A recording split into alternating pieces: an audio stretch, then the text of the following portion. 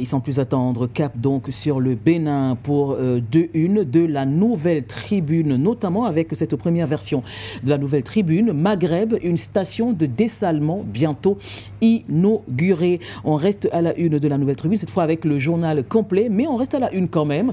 Bientôt le clash entre Patrice Talon et Joseph Djobegnou.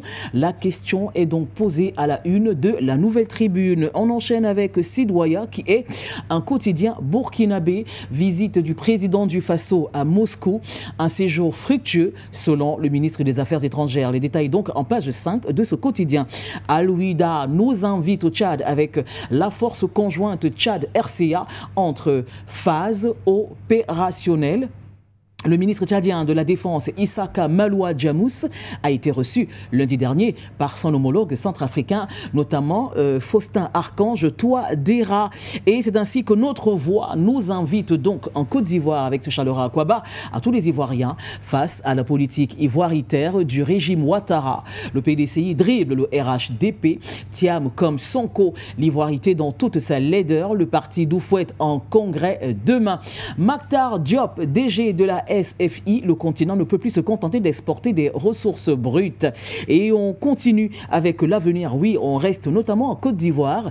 Hier, donc, à l'ouverture de l'Africa CEO Forum, on est donc à la une de l'avenir. Ouattara sonne l'unité de l'Afrique contre le terrorisme. Thiam avoue enfin qu'il n'était pas ivoirien. Un juriste qui dit c'est un aveu de culpabilité. Fin de citation. Dernière heure. Mais est-ce que la dernière heure donc de la Côte d'Ivoire a sonné? On va le savoir dans quelques instants, notamment donc du PDCI RDA, 9e congrès extraordinaire le 14 mai 2025, 45 lieux de vote, vote électronique pour la diaspora, délai de dépôt des candidatures 13 mai 2025, 18 heures, contribution par candidat, 30 millions de francs CFA. Un bureau politique historique et fédérateur dans la dignité. Une marée militante contre la déstabilisation du parti. Le PDCI-RDA réitère son appel à des élections inclusives et transparentes. C'est donc ainsi que l'intelligent nous convie à lire à sa une. Ouattara, Ramaphosa, Faye, Kagame et El Ghazouani mobilisés. Et puis on continue avec le sursaut. Qui va donc nous faire sursauter à la une donc de le sursaut? Et puis c'est donc PDCI-RDA, la ruse presque parfaite de Tidiane Cham. Comment il a évité le chaos judiciaire et en consolidant ses positions. On reste en Côte d'Ivoire avec l'essor, c'est tout aussi un quotidien. Alors, après la démission de Tidiane Cham, le PDCI-RDA s'enfonce dans la crise. Un congrès extraordinaire avant le verdict de la justice. Est-ce que le jour va se lever dans Presse à la Une? Oui. Présidence du PDCI-RDA, check Tidiane Cham. Alors, jette l'éponge. Un congrès électif annoncé le 14 mai, encore de la matière à inquiéter. Titi et le PDCI-RDA. Alors, que nous réserve la tribune sénégalaise? Nangadef à vous, peuple sénégalais. Djedjedjef de nous recevoir chez vous. Le paradoxe pastéfien. Le régime menace Jeune Afrique. Diomaye adoube le magazine. Une batterie de mesures prises par le gouvernement pour leur hivernage. C'est donc Spoutnik qui nous accueille à présent pour une série de 3. Les autorités libyennes annoncent la fin de l'opération militaire à Tripoli. On enchaîne avec Spoutnik numéro 2. Les trésors géologiques cachés de l'Afrique méritent l'attention de tous. Et pour terminer avec Spoutnik version numéro 3, profonde satisfaction et fierté, Assimi Goïta a écouté l'hymne de l'AE. Et que nous réserve donc cette série de Le Monde Afrique. Alors le Monde Afrique de titrer une 50aine d'Afrikaners accueillis avec le statut de réfugiés aux États-Unis. Le Monde Afrique numéro 2. L'Algérie veut expulser de nouveaux fonctionnaires français.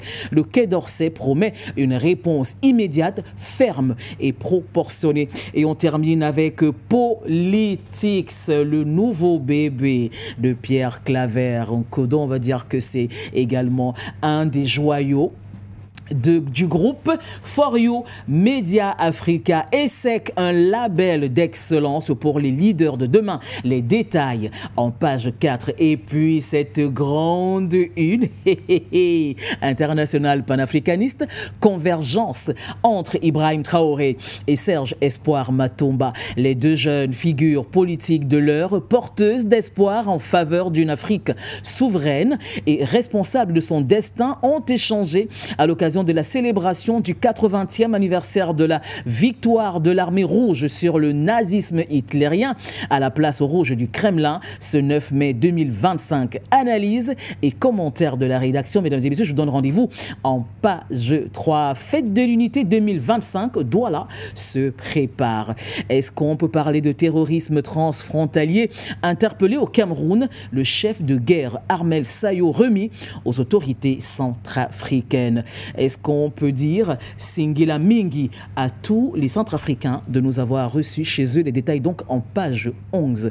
Mesdames et messieurs, c'est terminé pour cette revue des Unes. Entendez la grande revue. Messieurs, le décor est donc planté. Je vous invite en Côte d'Ivoire, non, ce n'est plus une rumeur, hein, une actualité défraie la chronique parce que oui, des géants se battent justement donc à l'issue de, ou alors en prélude hein, ou en vue de l'élection présidentielle de 2025, d'octobre prochain.